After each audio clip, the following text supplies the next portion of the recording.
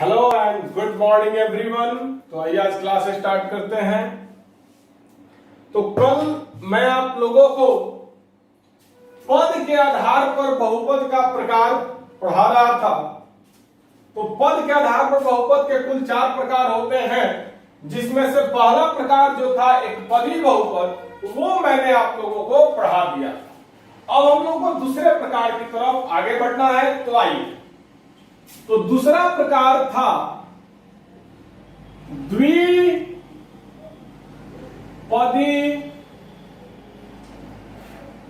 बहुपद। क्या था? द्विपदी बहुपद। द्विपदी को जरा सा संधि विच्छेद करते हैं लोग, देखो क्या होता है। द्विपदी को जब तोड़ेंगे तो द्विजोड़ पदी बनेगा। द्विपदी को जब हम लोग तोड़ेंगे तो क्या बनेगा? द्विजोड़ पदी बनेगा। द्वि बोले तो दो, द्वि बोले तो दो, और पदी बोले तो पद। तो द्विपदी बहुपद का परिभाषा जो है इसी से निकल जा रहा है कि वैसा बहुपद जिसमें पदों की संख्या 2 हो, द्विपदी बहुपद कहलाता है। वैसा बहुपद जिसमें पदों की संख्या 2 हो, वैसा बहुपद जिसमें पदों की संख्या 2 हो, द्विपदी बहुपद कहलाता है। द्विपदी बहुपद कहलाता है। चलिए, तो आप लोग द्विपदी बहुपद का परिभाषा देख सकते हो। क्या है? तो वैसा बहुपद जिसमें पदों की संख्या 2 हो, द्विपदी बहुपद कहलाता है। तो नाम से ही स्पष्ट हो रहा था, द्विपदी को जब तोड़ोगे तो द्विजोड़ पदी, द्वि का मतलब 2, पदी का मतलब पद। तो 2 पद हो तो द्विपदी बहुपद कहलाएगा। क्लियर? जैसे मान लो मैं लिख दे रहा हूं, एक बहुपद में लिख रहा हूं 5x - 2। मैंने क्या लिखा है? 5x - 2। यहां पर आप देख सकते हैं कि 5x - 2 में 2 पद है। 5x - 2 में कितने पद हैं? कुल 2 पद हैं 5x - 2 में। कौन कौन? तो एक पद है 5x और एक पद है -2। तो एक पद हो गया 5x और एक पद हो गया -2। तो आप देख सकते हैं कि इस बहुपद में कुल कितने पद हैं? इस बहुपद में कुल कितने पद हैं? 1 और 1 2। इस बहुपद में कुल कितने पद हैं? 2। तो इसको हम लोग क्या कहेंगे? द्विपदी बहुपद। मतलब ऐसा बहुपद जिसमें पदों की संख्या 2 हो, द्विपदी बहुपद कहलाता है। अब आगे बढ़ते हैं। अगर बाई में मैं लिख रहा हूं -x² - 9, मैंने क्या लिखा? -x² - 9। ये भी एक बहुपद है। इस बहुपद में कौन कौन पद है? तो एक पद है -x² और एक पद है -9। -x² भी एक पद है और -9 भी क्या है? एक पद है। तो इस बहुपद में कुल कितना पद हुआ? 1 और 1 2। इस बहुपद में कुल 2 पद है, तो इसको क्या कहेंगे? द्विपदी बहुपद कहेंगे। क्या कहेंगे? द्विपदी बहुपद कहेंगे। तो ऐसा बहुपद जिसमें पदों की संख्या 2 हो, द्विपदी बहुपद कहलाता है। और एग्जाम्पल मान लो 3/2y + 7/9y²। ये भी एक बहुपद है। तो इसमें कौन कौन सा पद है? तो एक पद है 3/2y और एक पद है 7/9y²। 3/2y भी क्या है? एक पद है और 7/9y² भी क्या है? एक पद है। तो इस बहुपद में, बहुपद का नाम क्या? बहुपद क्या है? तो 3/2 2y प्लस 7/9y²। तो ये जो बहुपद है इसमें कुल कै गो पद है? एक गो दो गो, मतलब इस बहुपद में दो पद है, तो इसको क्या कहेंगे? द्विपदी बहुपद कहेंगे। क्या कहेंगे? द्विपदी बहुपद कहेंगे। अब आगे बढ़ते हैं हम लोग, ध्यान से समझिएगा, ध्यान से देखिएगा। तो आइए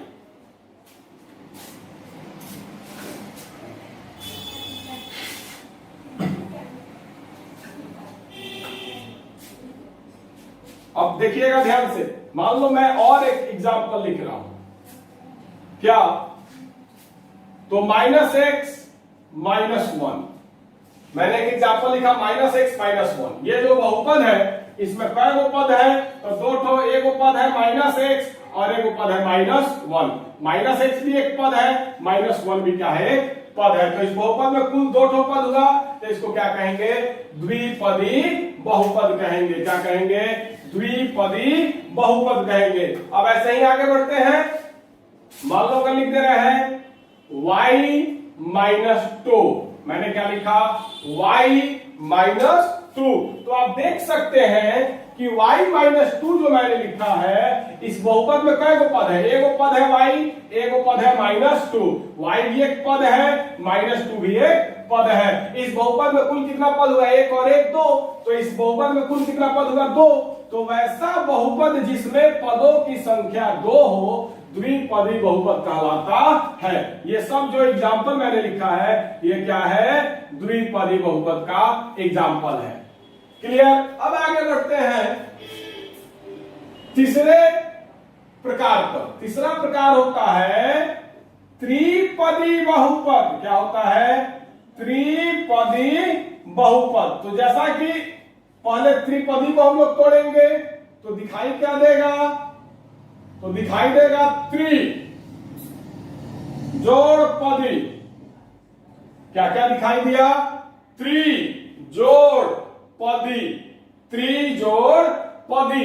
त्रि बोले तो तीन, पदी बोले तो पद।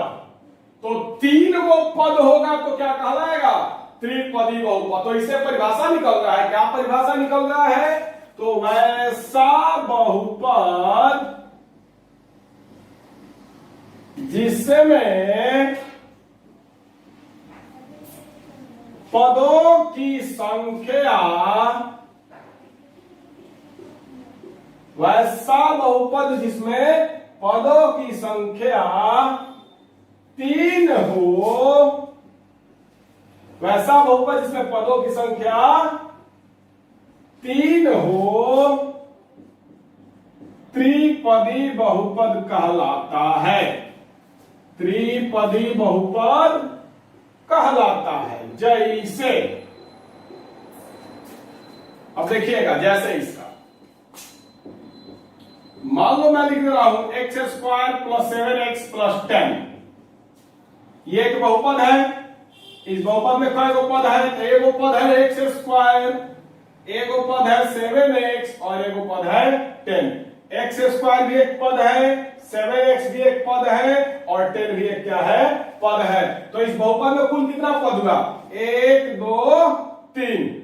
तो वैसा बहुपद जिसमें पदों की संख्या तीन हो, त्रिपदी बहुपद कहलाता है। तो ये कौन सा बहुपद कहलाएगा?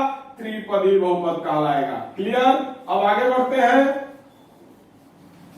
मान लो अगर मैं लिख रहा हूं -y² + y + 1।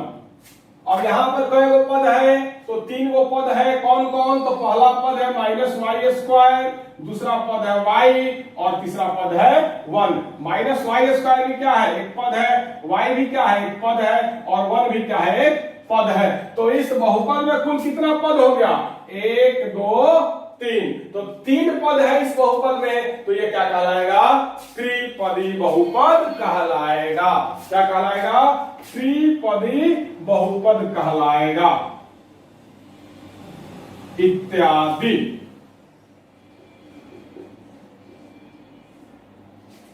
एक और एग्जांपल ले लीजिए। कॉमा, अगर बाई द वे लिख दिया जाए -7x का पावर 9 प्लस x का पावर 3 प्लस 2x। मैंने क्या लिखा, -7 x का पावर 9, x का जोड़ x का पावर 3 जोड़ 2x। यहां पे कुल कितना पद है, 2 तो एक पद है -7x का पावर 9, एक पद है x³ और एक पद है 2x। कुल यहां पर कई पद है, 3 पद है।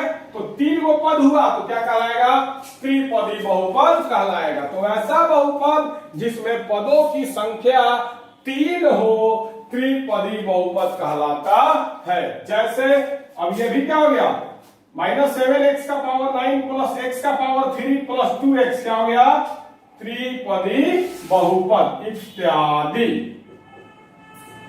तो वीडियो को रोक करके पहले उतारिए, इसको वीडियो को रोक करके उतारिए।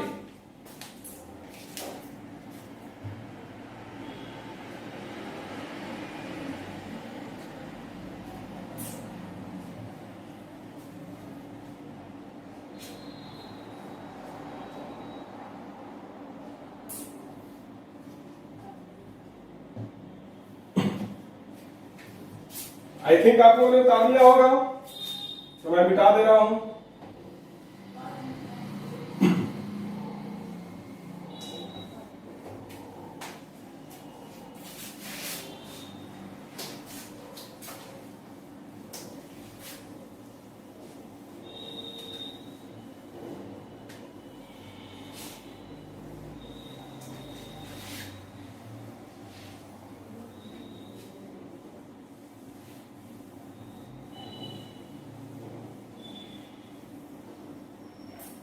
अब आगे बढ़ते हैं। चौथा प्रकार मैंने लिखवाया था शून्य बहुपद। चौथा प्रकार मैंने लिखवाया था शून्य बहुपद। तो इसका जो परिभाषा है वो कुछ अलग है। शून्य बहुपद समझिएगा, वैसा बहुपद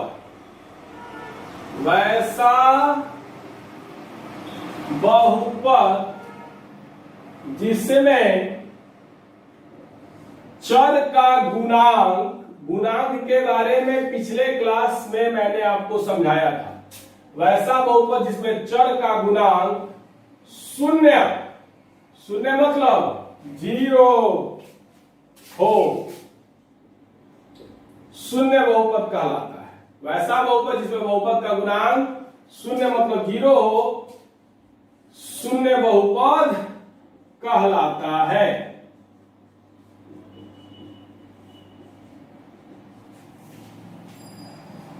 चलिए अब इसका जैसे समझिएगा।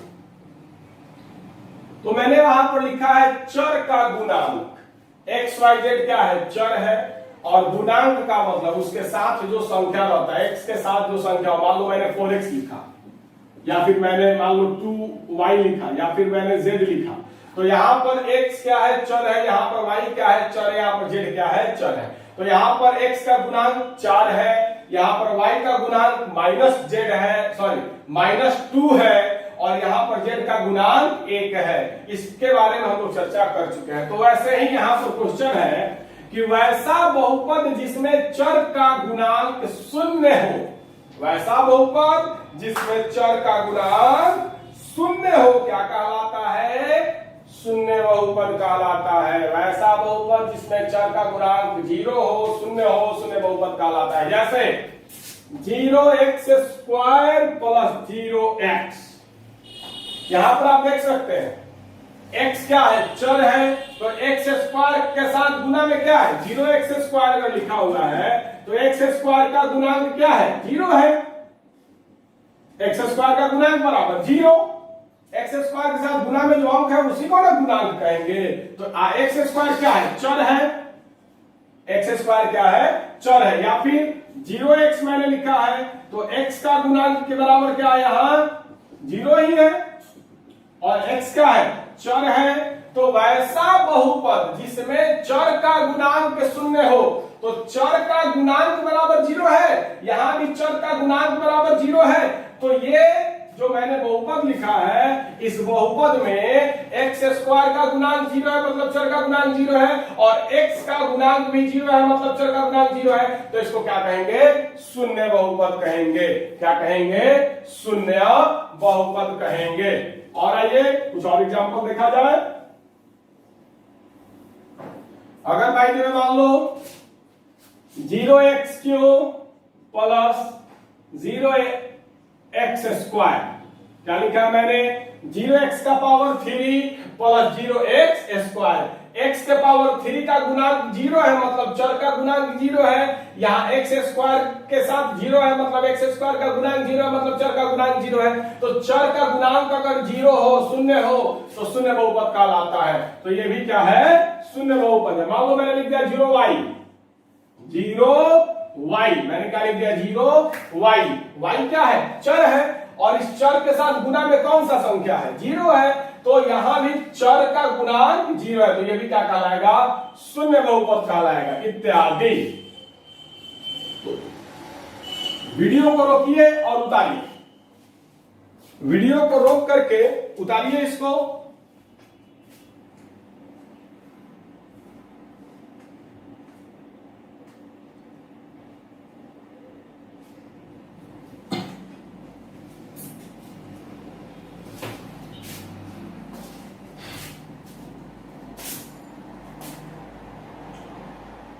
आई थिंक आप लोगों ने उतार लिया होगा।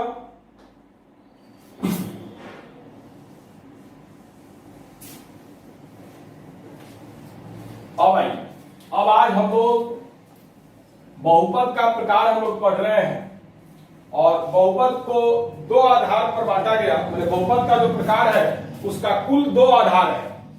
पहला है पद के आधार पर बहुपद का प्रकार।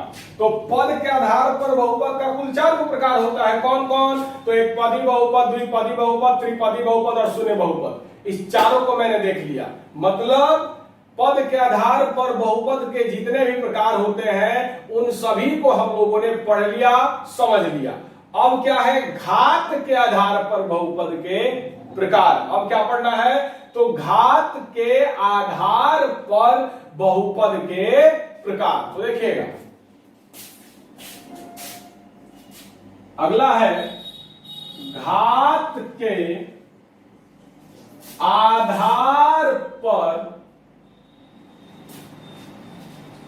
बहुपद के प्रकार। अब क्या है? घात के आधार पर बहुपद के प्रकार। तो देखा जाए घात के आधार पर बहुपद के कितने प्रकार होते हैं। तो पिछले क्लासेस में मैंने आपको बताया है कि घात के आधार पर भी बहुपद का 4 प्रकार होता है। क्या प्रकार होता है? 4। और चारों प्रकार का अपना अपना मानक रूप होता है। तो हम लोग बारी बारी से समझेंगे, इतना माइंड में रखिएगा। घात के आधार पर बहुपद के 4 प्रकार होते हैं, और चारों प्रकार का अपना अपना मानक रूप भी होता है। मानक रूप क्या होता है? तो जैसे अंग्रेजी जब हम लोग पढ़ते हैं तो अंग्रेजी में हम लोग स्ट्रक्चर देखते हैं। जैसे इंग्लिश में एगो टॉपिक है टेंस। टेंस में हम लोगों को पढ़ना क्या है? तो टेंस का बहुत सारा प्रकार होता है। Present tense, past tense, future tense. Present tense का ही बहुत सारा प्रकार होता है। तो प्रेजेंट टेंस का पहला प्रकार क्या होता है? सिंपल प्रेजेंट टेंस, जिसको कि प्रेजेंट इंडेफिनिट टेंस भी कहा जाता है।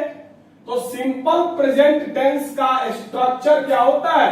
Subject plus V1 V5 plus object. अगर मैं लिख रहा हूं Ram eats a mango, Ram eats a mango, Ram आम खाता है। अगर मैं लिख रहा हूं I play cricket, I play cricket, मैं क्रिकेट खेलता हूं। We sing a song, we sing a song, हम लोग गाना गाते हैं। तो जैसे अंग्रेजी में स्ट्रक्चर होता है। अब हम लोग जितना एग्जाम्पल लिखेंगे, जैसे राम क्या है? सब्जेक्ट है। आई क्या है? सब्जेक्ट है। वी क्या है? सब्जेक्ट है। तो राम, आई और वी क्या है? सब्जेक्ट है। वैसे ही सिंग या प्ले या इट्स, ये क्या है, वर्ब है। वैसे ही मैंगो, क्रिकेट और सॉन्ग क्या है, ऑब्जेक्ट है। तो अब हम लोग जितना एग्जाम्पल लिखेंगे वो सारा का सारा एग्जाम्पल इसी स्ट्रक्चर पर होगा, मतलब subject plus V1 V5 plus object. तो इंग्लिश में क्या होता है, स्ट्रक्चर होता है। हम लोग जितना एग्जाम्पल लिखेंगे वो सब का सब एग्जाम्पल इसी स्ट्रक्चर पर होगा। तो जिस तरीके से इंग्लिश में स्ट्रक्चर होता है उसी तरीके से मैथ में मानक रूप होता है। उसी तरीके से मैथ में क्या होता है, मानक रूप होता है। जिस तरीके से अंग्रेजी में स्ट्रक्चर होता है उसी तरीके से मैथ में मानक रूप होता है। तो अब हम लोग मानक रूप को देखेंगे। तो देखिएगा, घात के आधार पर बहुपद के कुल 4 प्रकार होते हैं। पहला एक घातीय या रैखिक बहुपद, एक घातीय बहुपद को ही रैखिक बहुपद भी कहते हैं। दूसरा होता है द्विघात बहुपद, तीसरा होता है त्रिघात बहुपद और चौथा होता है शून्य घातीय बहुपद। तो ये जो 4 प्रकार मैंने बताया घात के आधार पर, इस चारों प्रकार का अपना अपना मानक रूप होता है, मतलब अपना अपना स्ट्रक्चर होता है। तो आइए शुरू करते हैं। तो घात के आधार पर सबसे पहला प्रकार होता है एक घातीय बहुपद, या इसी को रैखिक बहुपद भी कहते हैं। एक घातीय बहुपद या रैखिक बहुपद। तो नाम से ही स्पष्ट हो रहा है एक घातीय, एक घातीय मतलब एक जोड़ घातीय। एक का मतलब एक और घातीय का मतलब यहां पर है बहुपद का घात। बहुपद का घात कल मैंने आप लोगों को बताया था क्या, तो किसी बहुपद में चर के उच्चतम घात को ही बहुपद का घात कहते हैं। तो एक घातीय को जब हम लोगों ने तोड़ा तो क्या क्या बना, एक जोड़ घातीय, एक जोड़ घातीय।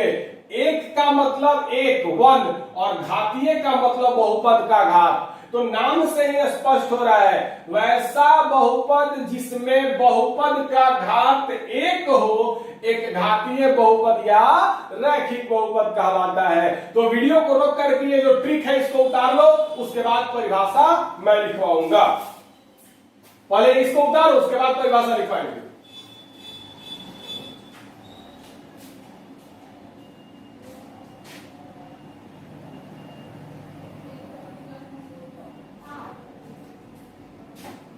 चलिए, तो आई थिंक आप लोगों ने उतार लिया होगा।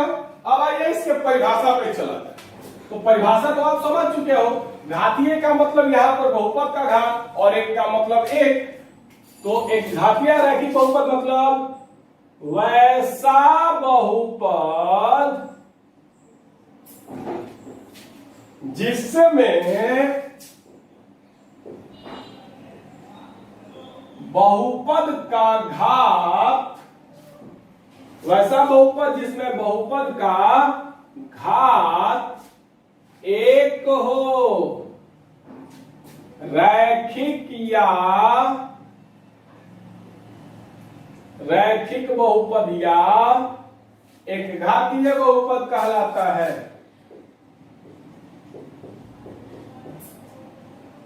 रैखिक बहुपद या एक घातीय बहुपद कहलाता है।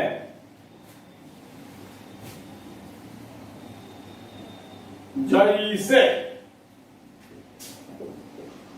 तो मैंने यहां पर स्पष्ट लिख दिया वैसा बहुपद जिसमें बहुपद का घात एक हो। थोड़ी देर पहले मैंने घातीयों को तोड़ करके भी समझा दिया था। एक का मतलब एक, घातीय का मतलब बहुपद का घात। तो वैसा बहुपद जिसमें बहुपद का घात एक हो, रैखिक बहुपद या एक घातीय बहुपद कहलाता है। जैसे समझिएगा ध्यान से, अगर मैं लिख रहा हूं x + 9, मैंने क्या लिखा, x + 9, ये बहुपद है। इस बहुपद में चर का घात क्या है, यहाँ पर x का घात क्या है, 1 है, यहाँ पर x का घात क्या है, x दिखाई नहीं दे रहा है तो 0 है। मैंने आप लोग को लिखवाया था कि अगर चर के घात में माने x y z ये सब चर है, इसके घात में अगर कुछ नहीं दिखाई दे तो घात 1 होता है। क्लियर? और अगर चर ही दिखाई नहीं दे तो घात 0 होता है। ये मैंने आपको पिछले क्लास में समझाया है। तो x प्लस 9, यहां पर x का घात 1 है और यहां पर x का घात 0 है। 0 और 1 में बड़ा कौन है, 1 है।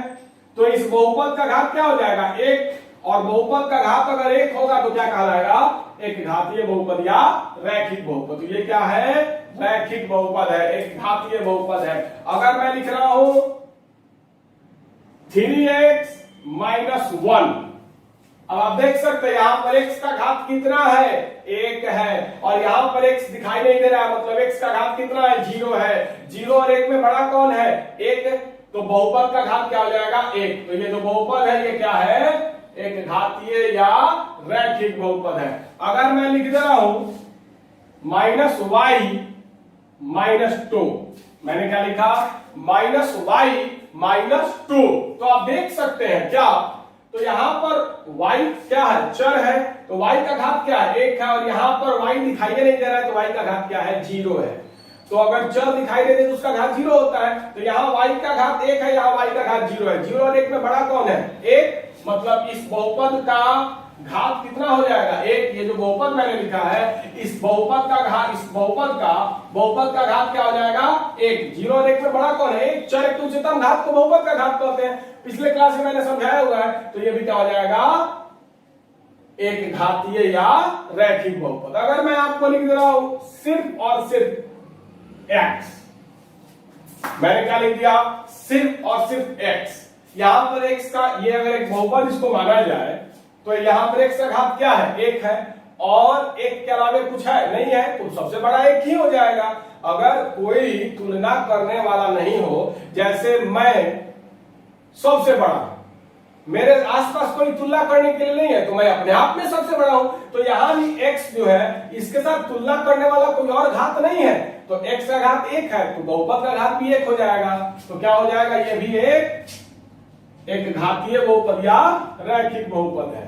या अगर मान लो लिख दिया मैंने -2z, -2z, मैंने क्या लिखा, -2z, तो यहां पर z का घात क्या है, 1 है, और z का घात जब 1 है तो क्या कहलाएगा, एक घातीय या रैखिक बहुपद कहलाएगा। तो आई थिंक आपको समझ में आ गया होगा एक घातीय या रैखिक बहुपद क्या कहलाता है। तो बहुपद का घात अगर 1 हो तो एक घातीय या रैखिक बहुपद कहलाता है। अब आइए हम लोग आते हैं मानक रूप पर। किस पर आते हैं, मानक रूप पर। तो देखिएगा ध्यान से, तो एक घातीय या रैखिक बहुपद का मानक रूप होता है ax प्लस b,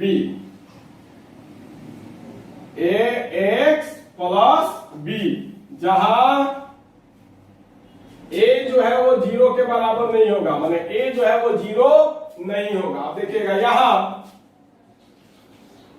a क्या है, तो x का गुणांक, a बराबर x का गुणांक, और b क्या है, तो अचर पद।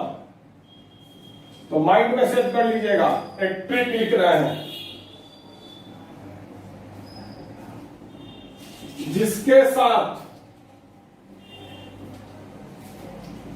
चर मतलब x y z नहीं दिखाई दे, जिसके साथ चर नहीं दिखाई दे, अचर पद कहलाता है, अचर पद कहलाता है। काम करो, पहले इस ट्रिक को उतारो, तो इस ट्रिक को उतारो पहले। ये जो ट्रिक मैंने लिखा है क्या, तो जिसके साथ चर नहीं दिखाई दे अचर पद कहलाता है। जैसे मान लो लिखा हुआ है 10, इसके साथ चर दिखाई दे रहा है, x y z कुछ भी है नहीं है, तो अचर पद है, ये इसको क्या कहेंगे, अचर पद। अगर भाई मान लो मैंने लिख दिया -2, इस -2 के साथ x y z कुछ भी दिखाई दे रहा है, नहीं दिखाई दे रहा है, तो ये भी क्या है, अचर पद है। अगर भाई मैंने लिख दिया 3/7, 3/7, तो तो यहां पर 3/7 के साथ कोई भी चर दिखाई दे रहा है, मतलब एक्स वाई जेड दिखाई दे रहा है? नहीं दिखाई दे रहा है, तो 3/7 क्या होगा? अचर पद होगा। अगर बाय द वे मैंने लिख दिया 1, मैंने क्या लिख दिया 1, तो इस 1 के साथ कोई भी चर दिखाई दे रहा है, मतलब इस 1 के साथ एक्स वाई जेड कुछ भी दिखाई दे रहा है? नहीं दिखाई दे रहा है, तो क्या कहलाएगा? अचर पद कहलाएगा। तो जिसके साथ चर नहीं दिखाई दे अचर पद कहलाता है। पहले वीडियो को रोक करके इस ट्रिक को उतारिए, तो ये जो ट्रिक मैंने लिखा है 2 लाइन, इस ट्रिक को पहले उतारिए वीडियो को रोक करके, उसके बाद इसको समझाया जाएगा। वीडियो को रोक करके उतारिए पहले।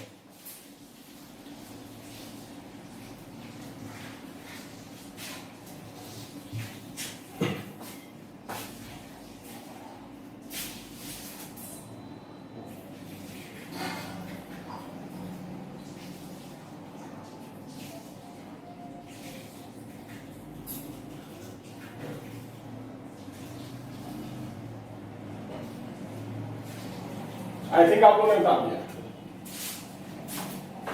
तो चलिए ध्यान से देखिएगा। तो इस एक घातीय बहुपद या रैखिक बहुपद का मानक रूप क्या है? तो ax+b, जहां a बराबर 0 नहीं होगा। तो आइए इसको एक बार फ्रेश करके देखा जाए, इसको अच्छा से समझा जाएगा, डिटेल कर के समझा जाएगा मानक रूप क्या होता है। कहां है स्पीड? खाली डीलिंग पता दे रहा है।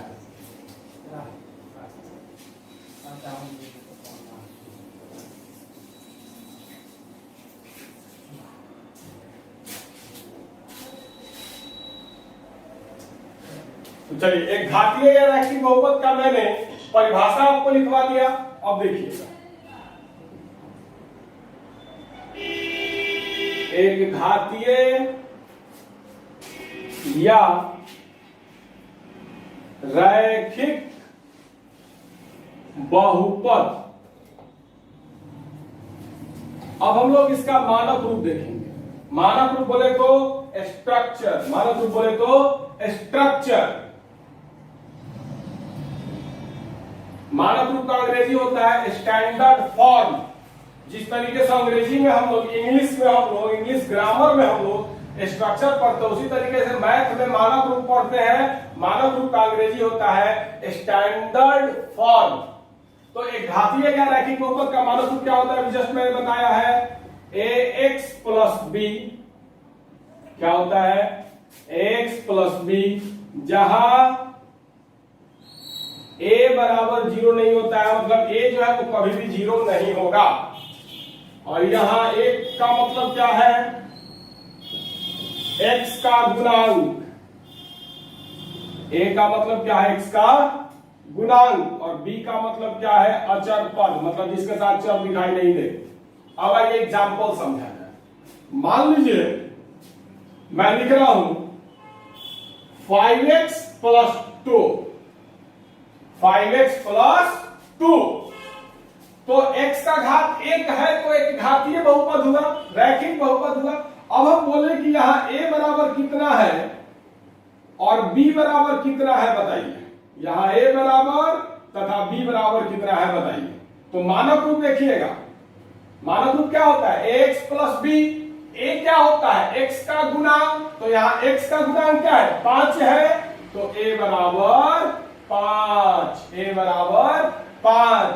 और b का मतलब क्या होता है? अचर पद, जिसके साथ चर दिखाई नहीं दे। तो यहां पर 2 जो है ये अकेले है बेचारा, इसके साथ चर दिखाई नहीं दे रहा है, तो b बराबर 2। तो a का मतलब x का गुणांक, तो x के साथ गुना में 5 है, तो a बराबर क्या हो जाएगा? 5, और b बराबर क्या हो जाएगा? 2। आप खुद देखो ना, ax+b मानक रूप होता है 5x+2, तो a के जगह पर यहां पर 5 है और b के जगह पर 2 है, तो a बराबर 5, b बराबर 2। और एग्जांपल अगर मैं लिख दूं -x-2, तो यहां a बराबर, तो a का मतलब x का गुणांक, x के साथ गुना में जो है गुणांक आपको समझा चुके हैं। इतना ज्यादा डिटेल करवाइए तो फिर नहीं हो पाएगा, हर एक चीज को मैं पहले समझा चुका हूं, इसीलिए अच्छा से देखिए वीडियो, समझिए, तो ही जाकर के आगे समझ में आएगा। तो a का मतलब x का गुणांक, यहां पर x के साथ गुना में क्या है, तो x के साथ गुना में कोई संख्या नहीं है, तो कोई संख्या नहीं रहता है तो एक होता है, और चिन्ह माइनस का है तो माइनस, तो यहां a बराबर -1 तथा b बराबर, b क्या है अचर पद, तो यहां पर -2 के साथ कुछ भी दिखाई दे रहा है, x y z नहीं दिखाई दे रहा है, तो b बराबर क्या हो जाएगा -2, a बराबर -1, b बराबर -2। अगर मैं लिख दूं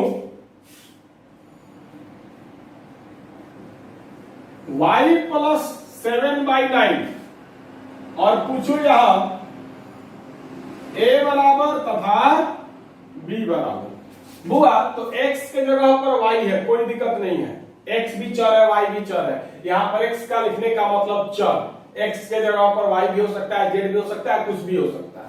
तो a का मतलब क्या है, x का गुणांक, यहां पर y है तो a का मतलब क्या हो जाएगा, y का गुणांक, y के साथ कोई संख्या है गुना में, नहीं है तो क्या हो जाएगा a बराबर 1 और b बराबर क्या है अचर पद, 7/9 के साथ कोई भी चर दिखाई दे रहा है, x y z गुना में नहीं दिखाई दे रहा है, तो b बराबर क्या हो जाएगा 7/9, b बराबर क्या हो जाएगा 7/9। अब आइए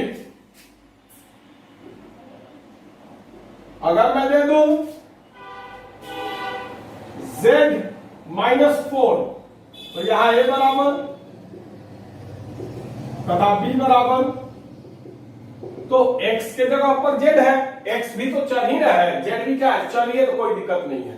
तो a का मतलब क्या है x का गुणांक, तो वैसे ही यहां पर a का मतलब क्या होगा z का गुणांक, x के जगह पर z है, चर है दोनों, कोई दिक्कत नहीं है, तो a का मतलब x का गुणांक, तो वैसे ही z का या a का मतलब z का गुणांक, तो z के साथ गुना में कौन सा संख्या है, कुछ नहीं है तो एक है, तो a बराबर 1 अब b बराबर, तो यहां पर जो -4 दिखाई दे रहा है, इस -4 के साथ कोई भी चर दिखाई नहीं दे रहा है, इस -4 के साथ कोई भी x y z नहीं दिखाई दे रहा है, तो -4 क्या होगा अचर पद होगा, तो b ही ना अचर पद है, तो b बराबर -4।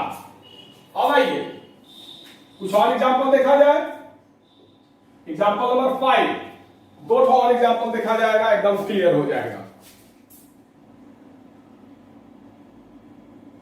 तो आइए अगर आपको कहीं लिखा हुआ मिले सिर्फ और सिर्फ x, क्या लिखा हुआ मिले सिर्फ और सिर्फ x, और पूछे यहां a बराबर, तो यहां पर x का घात क्या है 1 है, तो रैखिक बहुपद है।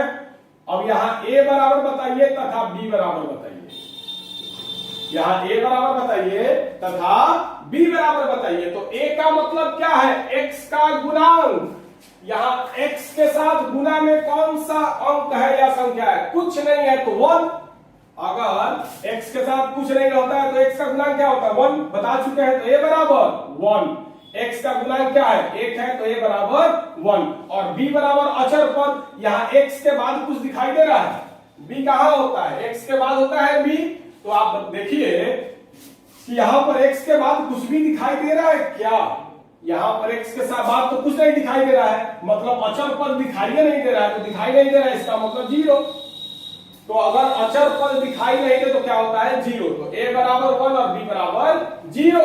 एक और एग्जांपल ले ले,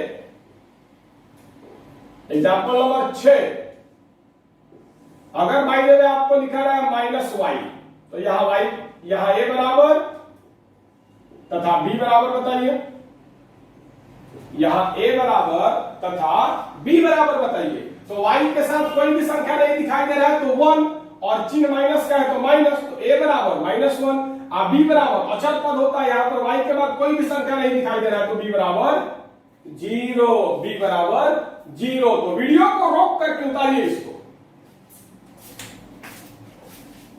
वीडियो को रोक करके उतारिए पहले अच्छा से।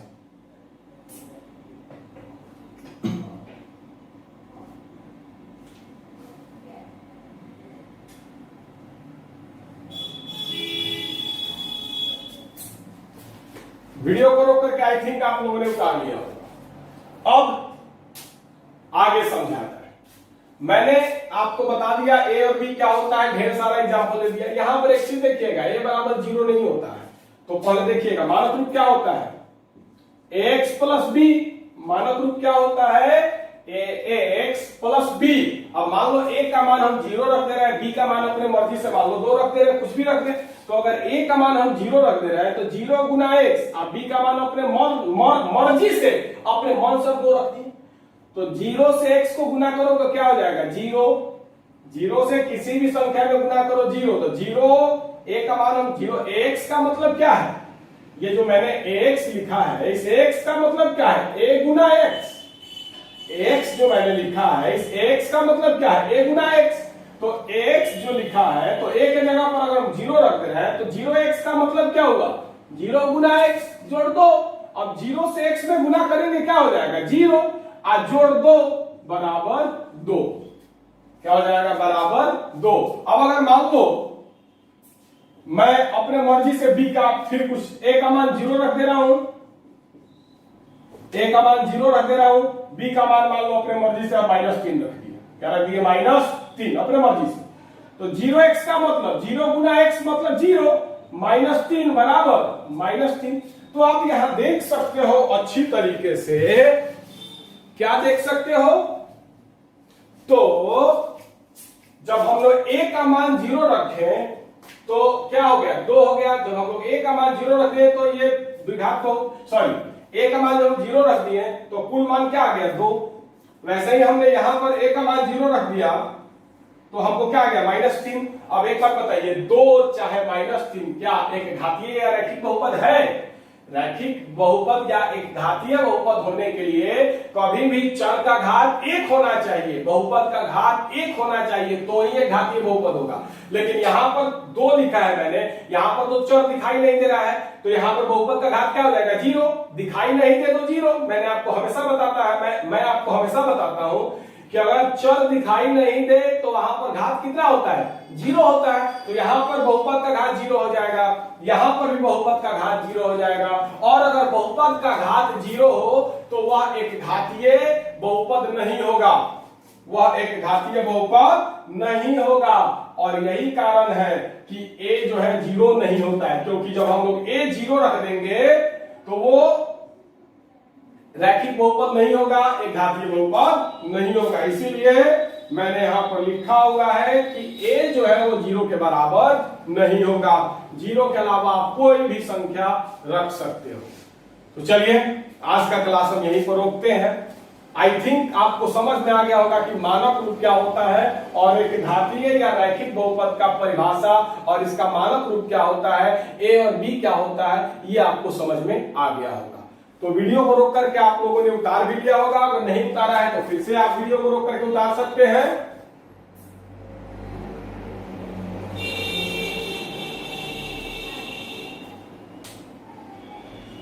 चलिए अब मैं इसको मिटा रहा हूं। तो आज का क्लास यहीं पर मैं रोकूंगा। आज का क्लास अब यहीं तक हुआ। इसके आगे हम कल पढ़ेंगे द्विघात बहुपद और उसका मानक रूप, ये दोनों के बारे में अब हम लोग कल पढ़ा जाएगा। आज बहुत पढ़ लिए लोग, इन दोनों के बारे में हम लोग कल पढ़ा जाएगा। तो आइए कुछ और इंपॉर्टेंट बात बतानी थी आप लोगों को, तो मैं आप लोगों को बता दे रहा हूं। आइए देखिएगा, जब YouTube पर मैं क्या करता हूं, वीडियो पढ़ाता हूं, वीडियो बनाता हूं और वीडियो को YouTube पर डाल देता हूं और YouTube से लिंक जो है वो आपके WhatsApp ग्रुप में शेयर कर देता हूं। तो पहले जब हम लोग लिंक शेयर करते थे तो ऐसे शेयर होता था, यहां पर फोटो रहता था, उसके बाद नीचे में लिखा रहता था जो भी, जैसे मान लीजिए मैथ्स चैप्टर पार्ट ये सब लिखा रहता था। नीचे लिखा रहता था बाय r.मिश्रा और यहां पर www.youtube.com और इसके नीचे जो है एक ब्लू कलर में लिंक लिखा रहता था, मतलब ABCD ये सब ऐसे करके HTTP इस तरह करके आपको लिखा रहता था ब्लू कलर में। तो जब हम लोग YouTube से लिंक शेयर करते थे तो इस तरीके का लिंक आपके WhatsApp ग्रुप पे जाता था पहले। लेकिन YouTube जो है वो अपना ये जो स्टाइल है ये बदल दिया। मतलब अब अगर हम YouTube से लिंक शेयर करेंगे तो इस तरीके से नहीं जाएगा। अब लिंक शेयर करेंगे तो कैसे जाएगा, तो सिर्फ और सिर्फ एक ब्लू कलर ऐसे और उसमें ब्लू कलर में कुछ कुछ HTTP लिखा रहेगा, तो अब ऐसे ही लिंक जाएगा। तो अब जब मैं YouTube पर वीडियो डाल दूंगा तो ऐसे लिंक आपके पास जाएगा। मैं इस लिंक के नीचे लिख दूंगा कि किस चीज का लिंक है। जैसे कल मैंने रात में मैथ का वीडियो भेजा तो ऐसे ही गया था, मैंने लिख दिया था मैथ का चैप्टर फलाना का फलाना पार्ट है, तो अब ऐसे ही जाएगा और उसके नीचे मैं लिख दूंगा कि ये कौन सा सब्जेक्ट है और उस सब्जेक्ट के किस चैप्टर का कौन सा पार्ट है, ये मैं लिख दूंगा। तो ध्यान से इसको मतलब देख लीजिएगा। दूसरा चीज, बहुत बच्चों ने पैसा नहीं दिया है, बहुत बच्चों का मार्च का भी ड्यूज है, बहुत बच्चों का जून का भी ड्यूज है, बहुत बच्चों का जुलाई का भी ड्यूज है। अप्रैल और मई ये 2 माह का फी किसी भी बच्चा को नहीं लगेगा। अप्रैल और मई ये 2 माह का फी किसी भी बच्चे को नहीं लगेगा। तो आप सभी लोगों से रिक्वेस्ट है कि कल भर का आपके पास समय है, कल तक आप सभी लोग अपना अपना जो फी है वो हमको भेज दे।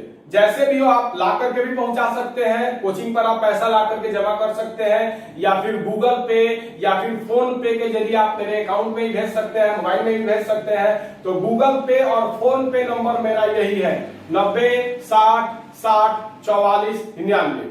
इसके अलावा अगर आपके पास गूगल पे फोन पे का सुविधा नहीं है और आप कोचिंग पर आकर के पैसा जमा करने में भी सक्षम नहीं है तो आप मेरे अकाउंट में भी डाल सकते हैं। तो जिस बच्चे को भी अकाउंट नंबर चाहिए मेरा वो हमसे मांगे, मैं उसको अपना अकाउंट नंबर दे दूंगा। तो कल भर का समय है, सही बच्चे अपना अपना फी जमा करें और जो बच्चे अपना अपना फी जमा नहीं करेंगे उनको हम व्हाट्सएप ग्रुप से निकाल देंगे, उन बच्चों को ऑनलाइन क्लास नहीं दिया जाएगा।